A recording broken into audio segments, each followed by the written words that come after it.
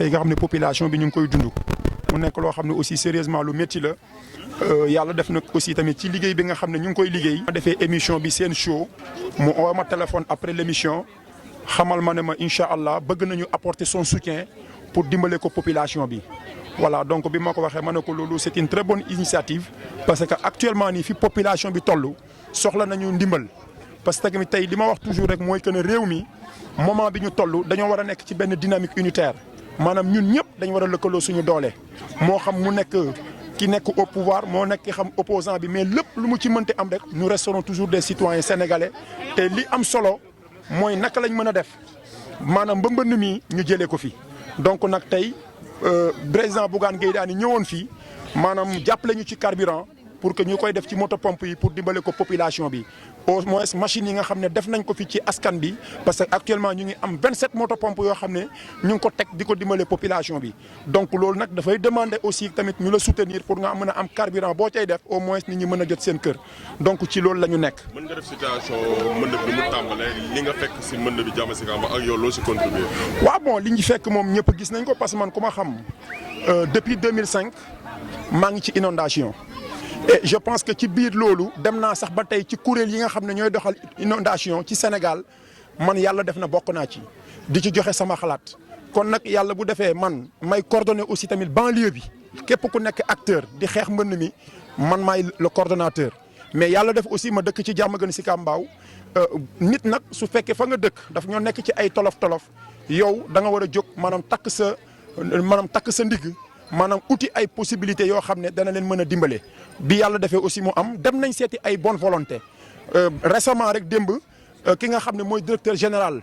de l'ONAS muy monsieur Lassana Gagny Sakho démb rek jàppale nañu ci 15 motopompes yu bees yoo xam ne wàccee nañ ko fi démb le gouverneur aussi de la région de Dakar moom aussi de passage ñu koy remercier ci loolu jàppale nañu si aussi ci ay motopompes am na ay bonne volonté yu bari ay ñoom Pathé Mboup ak ñeneen ñoo xam ne lépp lu ñuy def rek dañ koy jaarli suma loxo parce que dañu gis comme action yi may def pour la population moo tax à chaque fois ñu ñuy maanaam lu ñuy def jaarale ko suñu loxo loolu nag sant yàlla la parce que tey dëkk bi yaakaar naa am na bunt mais bu ñu demee ba autorité buy ñëw ci dëkk bi ci kattanu suñu borom lu muy joxe man la koy jox wala lu muy def man la koy defal man aussi tamit loolu sas la ci man sas bi mooy lañ ma jox naa fexe askan bi jot ci. waaw tey le maire Diamaguène Sicap Mbao il est dans quoi dans tout ça parce que tey jii est-ce que tey moom franchement fi ko population doon xaar waaw xam nga tey li ma la wax sànq xam nga bu ñu demee ba tey autorité bu dugg si dëkk bu ñëwee man lay waxal loolu dafa am lu mu wundu dafa am lu muy wone day wone kon li may wax toujours di wax ne kon loolu ba am na ñu ma ci laaj ne ma lu waral loolu ma ne parce que affaire bi yàlla dafa def man la loolu la yàlla def waaw parce que bu ma fi nekkoon nekk ku yaafus wala ma nekk ci inondation luñ ma jox ma demale ko ci suma bopp kon yaakaar naa ñoom du ñu jël seeni alal di ma jox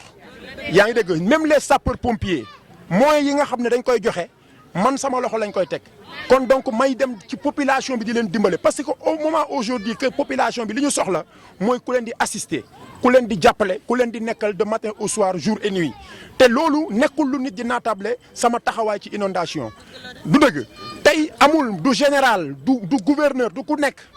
suy wax man lay waxal loolu nag dama koy sante yàlla nekkul lu ma war a bàkkoo mais ndimbal la bu ma yàlla jagleel man nag bu ma yàlla jagleelee yenn yi sama wareef mooy lañ ma jox mu war a dem ci askan bi naa ko yóbbu ci ñoom nit ñi jot ci parce que nit ñi dañu sonn actuellement. concrètement lan mooy problème Diamaguène ci assainissement. non problème mu Diamaguène Sicap Mbao ñëpp xam nañ ne problème mu assainissement lañ am loolu d'ailleurs lundi passé ki nga xam ne moo yore assainissement ci Sénégal muy ONAS man directeur bi rencontré naa ko lundi passé waxtaan nañ lu bari ci situation wu dëkk bi vraiment moom it am na yéene bu am solo. pour situation bi Diamaguène Sicap Mbao di dund mu dugal ci loxoom ba incha allah sax dimanche moom ki yor loolu dina ñëw fii seet si ñu ànd ak ñun comme ni fi Bougane ñëwee tey à l'avance joxe na appui mais dana ñëwaat ñu def visite sur le terrain xool situation réelle lu Diamaguène Sicap Mbao ñu fexe ba tali yi fi nekk les grandes artères ñu am canalisation yoo xam ne canalisation yi jaar yoon lay doon parce que loolu mooy mun a tax tey bu nawet amatee nit ñi mën a nekk ci situation boo xam ne bu convenable lay doon mais actuellement vraiment les populations sont en train de souffrir terriblement nag donc moo tax ñuy lancer un appel au président de la République mu gën a jàppale askanu Diamaguène Sicap Mbao. plan Orsec bi ñëw na fi. non plan Orsec déclenché nañ ko mais pour le moment mooy egseegul ñu ngi xaar nag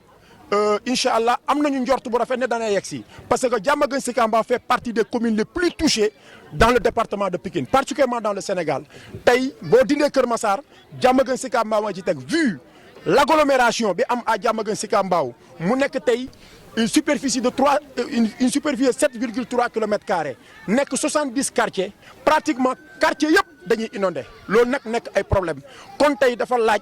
ñu doolelaat Diamaguène Sicap Mbao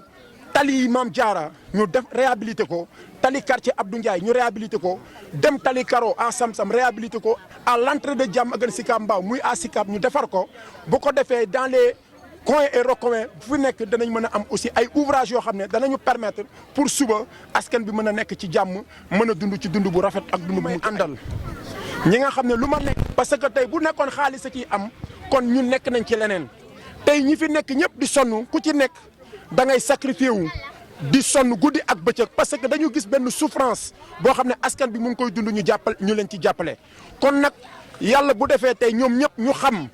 li nga xam ne mooy conviction bi ñu am ñu topp ñu ci loolu mooy que nañ dem envers la population dimbale leen jàppale leen kon donc loolu dañ koy sant yàlla en tout cas maa ngi leen di remercier da ngeen déggu nag lu ne ndax ku nekkal askan bi am na ñu nekk ci à côté